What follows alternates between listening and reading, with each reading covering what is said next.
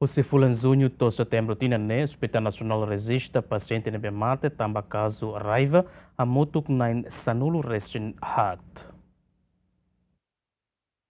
Husi Fulan Jun to Setembru tinane Ospital Nasional rejista pasiente hamutuk sanulu resinhat nebela convida tamba moras Raiva. Diretor Clínica Hospital Nasional Arcanjo de Jesus HTT pasiente sirne la convida tamba bainhira hetan tata husi asu la balalais fasilidade saúde atu hetan vacina mai be husi cleur vírus tamo na paciente ni kakuta que foi em hospital. Pulangat nilarang ia total de 14 pessoas.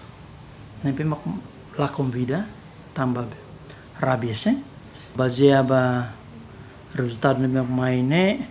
5 pessoas husi maliana, 3 pessoas husi suai, 3 pessoas husi ermera, ida husi same, ida husi ataurno, ida husi mantutu. Ni idade ida makasli maka husi maliana yang ni 70 anos. Mas be itamos ia paciente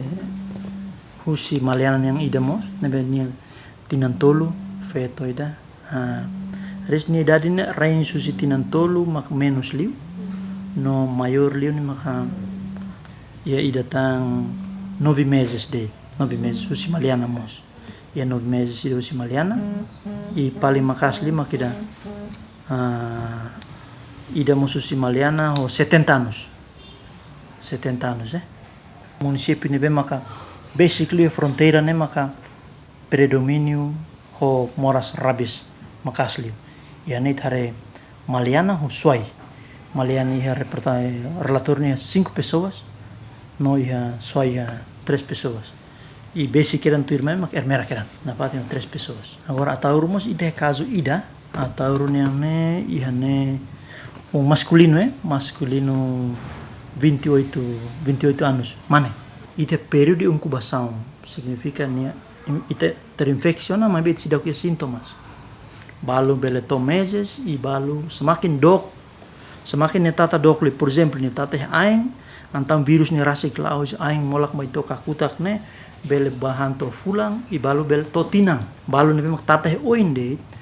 nia virus ne rasik halai mai to ni kakutak ne kan basically Tierdado susi Hospital Nasional husi tinan rihun ruar wanulu resin hat to fulan outubro tinan rihun ruar wanulu resin 5 Hospital Nasional resisto na pasiente na bela convida tamba Raiva hamutuk sanulu resin walu husi número ne feto sanulu resinida mane na inhito no pasiente sirne barakliu husi município Bobonaro no Covalima Dilma Suzeti Azina Lola Ziemen